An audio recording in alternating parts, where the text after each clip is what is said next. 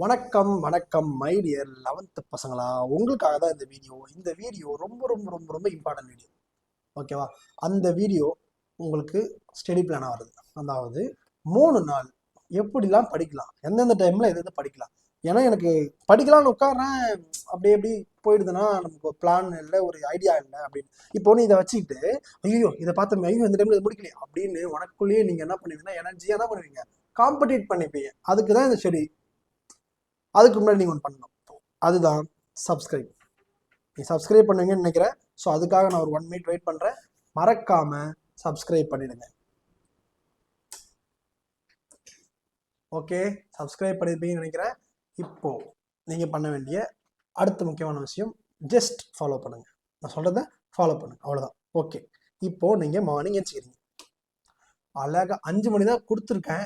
But சில பேரால் முடியாது, சில பேரால் முடியல அப்படின்னா நீங்கள் என்ன பண்ணுறீங்கன்னா, இந்த ஷெடியூல் இருக்குது தெரியுமா, இதை நான் இங்கே ரெஸ்ட்டுன்னு கொடுத்துருப்பேன், இந்த டைமுக்கு மாற்றிக்கோங்க. அவ்வளோதான். ஆக மொத்தம் நீ லேட்டாக எழுந்தாலும் பரவாயில்ல, நான் அட்ஜஸ்ட் பண்ணிக்கிறேன், அதுக்கேற்ற மாதிரி ஷெடியூல் பிளான் போட்டு தரேன்னு சொல்கிறேன். ஓகே, ஸோ இதிலே தெரிஞ்சுக்கோங்க உங்கள் மேலே நான் எவ்வளோ பாசமாக இருக்கேன் அப்படின்னு. ஓகே, சரி. 11th பசங்களை பொறுத்த வரைக்கும் நீங்கள் 10th படித்த மாதிரியான தமிழ் இது கிடையாது. இது அதை விட ஈஸி. நல்லா கொஞ்சம் அதை விட ஈஸி. ஈஸி கஷ்டமே கிடையாது. 10th தான் கஷ்டம், 11th ரொம்ப ரொம்ப ஈஸி. கஷ்டமான வேர்ட்ஸே இருக்காது, ஈஸியாக படிச்சிடலாம். ஓகே, நான் இதை 2 விதமாக தர போகிறேன். 1, நீங்கள் ஆல்ரெடி ஒரு கைட்லேயோ ஒரு புக்லேயோ படிச்சிருப்பீங்க. ஓகேவா? இயல் பேஸ்டில் படிப்பீங்க. அவங்க 1. 2, நம்மளோட மெட்டீரியல் யூஸ் பண்ணி படிக்கிறவங்க. ஓகேவா? மெட்டீரியல் யூஸ் பண்ணி படிக்கிறவங்களுக்கு கொஸ்டின் ரொம்ப கம்மியாக இருக்கும், பட் எக்ஸாமில் மினிமம் 90, 92, 93 அந்த அளவுக்கு எடுத்துடலாம். அதுக்கு மேலே வேணும்னா நீங்கள் உங்களோட எப்பயும் முறை படிக்கிறதுல படிச்சுக்கோங்க. சூப்பர். ஓகேவா? இல்லைனா நம்மளோட மெட்டீரியல் இருக்கிற கொஸ்டின்ஸ் மட்டுமாவது ஒரு ப்ரெஃபரன்ஸ் கொடுத்துருங்க. ஃபர்ஸ்ட் ப்ரிஃபரன்ஸாக இதை படிச்சிருங்க. ஓகேவா? ரைட். இப்போ ஆரம்பிக்கிறேன். ஃபர்ஸ்ட் எடுத்தோன்னே கொஞ்சம் லைட்டாக புரியாத மாதிரி இருக்கும், அப்புறம் கவனிச்சதுன்னா புரிஞ்சிடும். ஃபர்ஸ்ட் காலையில் 5:30லேருந்து 6:30 ஏஞ்சிக்கிறீங்கப்பா. ஏஞ்சி சிறுவினால செய்யுள் பார்க்குறீங்க. அதில் ஃபர்ஸ்ட் 4 இயல் படிக்கிறீங்க. சில பேர் இயல் பேஸ்டில் படிப்பீங்க, சூப்பர். ஓகே தான், பட் 2 ஹவரில் ஒரு இயல் முடிக்கணும் அப்படின்ற மாதிரி மினிமம் டார்கெட் பண்ணுங்க. ஓகே, இல்லைனா கொஞ்சம் அது முடியாதுன்றவங்க ஒரு 3 ஹவர்ஸ் மேக்ஸிமம். ஓகே, பட் இந்த மாதிரி படிச்சிங்கன்னா இயல் பேஸில் படிக்கிறது ஒரு நல்ல விஷயம் இருக்குது. ஒரு இயல் கம்ப்ளீட் பண்ண மாதிரி இருக்கும். பட் நீங்கள் ஸ்லோ லேர்னராக இருக்கீங்க, இல்லை உங்கள் டார்கெட் ப்ராப்பராக இல்லைன்னா 1 டேல ஒரு இயல் ஃபுல்லாக வச்சு டைம் ஆகிடும். அதனால இது மாதிரி டார்கெட் வச்சு பிரித்து கொடுக்குறேன். ரைட்டா? அதில் 1லேருந்து 4 மொத்தம் 4 இயல் படிக்கிறீங்க. இல்லைனா அப்படின்றவங்க ஆர் உங்கள் மெட்டீரியல் நல்லா இருக்குண்ணா, நான் அதுவே படிச்சுக்கிறேன்னா என்எஃப்னா அப்படின்றவங்க என்ன பண்ணுறீங்கன்னா, அதில் சிறுவினால செய்யுள்ள மொத்தமே 11 கொஸ்டின் தான் இருக்கும். அந்த 11 கொஸ்டினில் ஃபர்ஸ்ட் கொஸ்டின் நம்பர் 1லேருந்து 5 வரைக்கும் படிக்கலாம். வச்சுக்கோங்க 1 ஹவர் 5 கொஸ்டின் சப்பையாக படிச்சிடலாம், ரொம்ப ரொம்ப சப்பையாக படிச்சிடலாம். ஓகேவா? அதனால் அதை படித்து முடிச்சிடுறீங்க. அடுத்து ஒரு காஃபி பிரேக். அப்புறம் அதே சிறுவினா செய்யுள்ள நீங்கள் 5வது இயர்லேருந்து 8வது இயர்லேருந்து சிறுவினா மட்டும் படிக்கிறீங்க. இவங்க 6வது கொஸ்டின்லேருந்து 11வது கொஸ்டின் எல்லாமே ஆல்மோஸ்ட் சிமிலராக தான் இருக்கும். ஆனால் நீங்கள் நம்பர் ஆஃப் கொஸ்டின்ஸ் அதிகமாக படிப்பீங்க இயல் பேஸில் படிக்கிறவங்க. இவங்க கொஸ்டின்ஸ் கம்மியாக படிப்பாங்க, ஏன்னா இம்பார்ட்டன்ஸ் மட்டும் தான் இதில் இருக்கும் அதனால். ஆனால் எக்ஸாமுக்கு வந்துடும், அதில் எந்த மாற்றமும் இல்லை. அப்புறம் ஒரு 1 ஹவர் பிரேக், ஃபுட் எடுத்துக்கிறீங்க. அப்புறம் குருவினால செய்யுள்ள நீங்கள் என்ன பண்ணுறீங்க, 1லேருந்து 8வது இயர் வரைக்கும் அட்ட ஸ்டெச்சில் அடித்து முடிக்கிறீங்க. ஓகேவா? இயல் பேஸில் படிக்கிறவங்க. மெட்டீரியல் பேஸில் படிக்கிறவங்க என்ன பண்ணுறீங்க அப்படின்னா, நம்ம மெட்டீரியல் இருக்கிற 2 மார்க் ஃபுல்லாத்தையும் முடிக்கிறீங்க. ரொம்ப கம்மியாக தான் இருக்கும், 30 கொஸ்டின் 35 கொஸ்டின் தான் இருக்கும். அது மட்டும் படிங்க. நான் ரொம்ப வீக்னா, நமக்கு நிறைய கொஸ்டின் படிக்க வராதுன்னா, எனக்கு மறக்கணும் அப்படின்றவங்க இதில் உரைநடை மட்டும் படிச்சுக்கோங்க. ஓகே, இல்லைனா இதை சாய்ஸ் விட்டுருங்க, அப்புறமா நான் சொல்கிறேன் ஏன்னு. ஓகே, அடுத்தது ஒரு ஸ்நாக்ஸ். அப்புறமா அணிகள் திரை. திரை எல்லாம் விட்டுறீங்களா? ஏன்டா விடுறீங்க? அதில் அதிகமான மார்க் வருதுப்பா, அள்ளி கொடுக்குறாங்க மார்க். அதனால தயவு செய்து அதை விட்டுறாதீங்க. இப்போ லாஜிக்கே யோசிங்களேன், ஒரு 4 இயல் சிறுவினா ஃபுல்லாக படித்தா ஒரு கொஸ்டின் அட்டன் பண்ணலாம். அந்த ஒரு கொஸ்டின் 4 கொஸ்டின் படித்தா அட்டன் பண்ணிடலாம்ல. அப்போ எது அட்டன் பண்ணணும்? திணை தான், அதை விட்டுறாதீங்க தயவு செய்து. ஓகே, அதுக்கப்புறமா ஃபுட், ரெஸ்ட், மொபைல் உங்கள் விருப்பம். ஓகேவா? அது இல்லைன்னா காலைல தூங்குறவங்க அதை எடுத்து இங்கே ஃபாலோ பண்ணிக்கோங்க. ஓகே, அப்புறமா 4 மணிக்கு மேலே 4லேருந்து 6 மணி வரைக்கும் நெடுவினால செய்யுள்ள இயல் 1லேருந்து 4 வரைக்கும் 5 கொஸ்டின் 6 கொஸ்டின் தான் வரும், அவ்வளோதான் இருக்கும். ஓகேவா? இல்லைனா மெட்டீரியல் படிக்கிறவன்றவங்க 1லேருந்து கொஸ்டின் நம்பர் 1லேருந்து 5 வரைக்கும். அந்த பாருப்பா, இந்த 6க்கு அப்புறம் வரது எல்லாமே மெட்டீரியல்ப்பா. எங்களோட மெட்டீரியல் கீழே டிஸ்கிரிப்ஷனில் இருக்குல்ல அந்த மெட்டீரியல். ஓகே, லிங்க்ல இருக்கும். லிங்க் வந்து வாட்ஸ்அப் லிங்க் தான் இருக்கும். அந்த வாட்ஸ்அப் லிங்க்குள்ளே போனால் தான் பிடிஎஃப் லிங்க் வரும். ஓகே, இங்கே அப்படியெல்லாம் டக்குன்னு வைக்க முடியல. அப்புறம் ஒரு காஃபி பிரேக், அப்புறம் நெடுவினால செய்யுள்ள பேலன்ஸ் இருக்கிறது. ஓகேவா, இங்கே பெண்டிங் இருக்குது. பெண்டிங் வந்து இது மட்டும் கிடையாது, இதில் நீங்கள் எது பெண்டிங் வச்சாலுமே இந்த இடத்துல நீங்கள் முடிச்சிருங்க. ஓகே, அப்புறம் நீங்கள் நல்லா படிக்கிற பசங்கள, அதனால் 5லேருந்து 8 வரைக்கும் பார்த்துக்கோங்க. ஓகே, அடுத்தது ஃபுட் 1 hour பிரேக், ஃபுட் எடுக்கிறீங்க. அப்புறம் டே 1 ஃபுல்லாக ரிவிஷன் பண்ணுறீங்க. இந்த ரிவிஷனுக்கும் டைம் கொடுத்துருக்கேன். நீங்கள் பண்ணுறதே ரிவிஷன் தான், நான் ரிவிஷனுக்கு ரிவிஷன் டைம் கொடுத்துருக்கேன். டே 1 சூப்பராக போயிடுச்சுப்பா. ஆல்மோஸ்ட் இதில் என்ன பண்ணிட்டோம்னா செய்யுள் ஃபுல்லாக முடிச்சிட்டோம், நெடுவினால கொஞ்சம் முடிச்சிட்டோம். அதாவது செய்யுள் ஃபுல்லாகவே முடிச்சிட்டோம், அதாவது கணக்கு. இந்த டேல செய்யுள் ஃபுல்லாக முடிஞ்சிருச்சு. அடுத்தது உரைநடை டே. ஓகேவா, உரைநடையில் சேம் டே தான், இதே மாதிரி நான் சொல்லியிருப்பேன். கொஸ்டின் மட்டும் பார்த்துக்கோங்க. அதே மாதிரி குருவினா வெறும் 8 கொஸ்டின் தானா இருக்கு. நான் கொடுத்துருக்க மெட்டீரியல்ல அதை படிச்சிருங்கப்பா. 2 வந்துடும், கவலைப்படாதீங்க. ஸ்நாக்ஸ் எடுக்கிறீங்க. இலக்கணம்ல 4 மார்க் 2 மார்க் பார்க்குறீங்க. என்னன்னா 4 மார்க் 2 மார்க் அப்படின்னா, பழமொழியை காட்சியை கண்டு கவிதை உங்களுக்கு இருக்கான்னு தெரியல. அப்புறம் வந்து ஒரு பழமொழி கொடுத்துட்டு அதில் வந்து வாழ்க்கை நிகழ்வு சொல்லுவாங்க அது.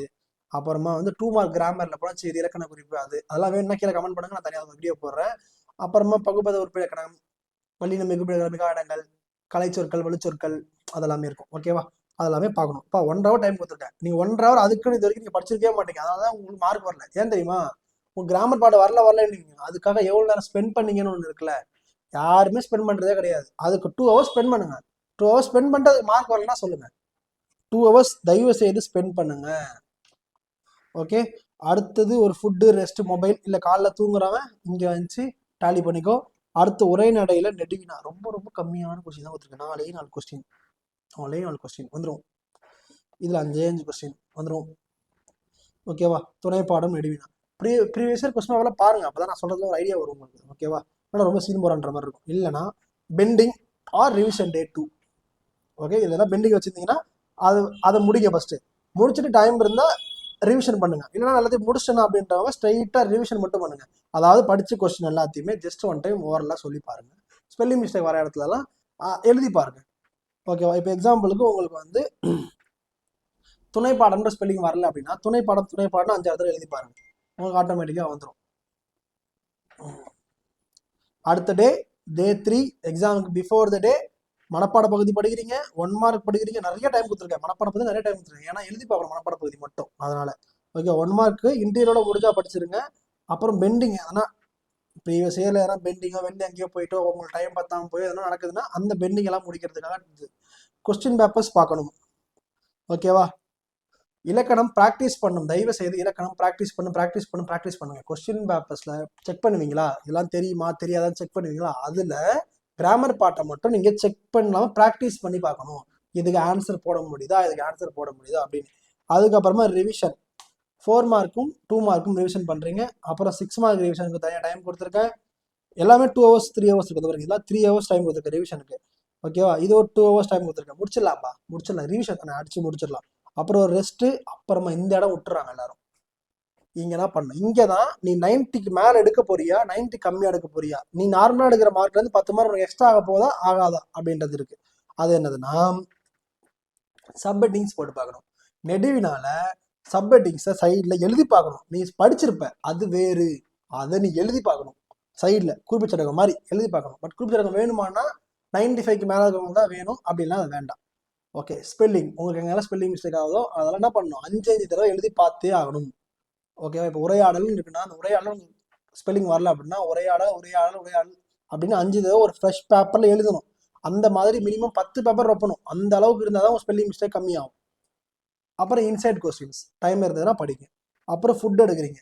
அப்புறமா வீக் டாபிக் எல்லாத்தையுமே ரிவைஸ் பண்ணுறீங்க. வீக் டாபிக்னா நீ படித்ததில்லை உனக்கே தெரியும், நம்ம அரைமுறையாக படித்த மாதிரியே இருக்கே அப்படின்னு. அது ஓகேவா, அதை என்ன பண்ணுறீங்க முடிக்கிறீங்க. அடுத்தது எக்ஸாம் டே அன்னைக்கு மார்னிங் மனப்பாட பகுதியும் அப்புறமா வீக்கான டாபிக்ஸ் நீங்கள் எதெல்லாம் படிக்கிறேன்னு கொஞ்சம் நீங்கள் ஃபீல் பண்ணுறீங்களோ அதெல்லாம் ரிவைஸ் பண்ணுங்கள்.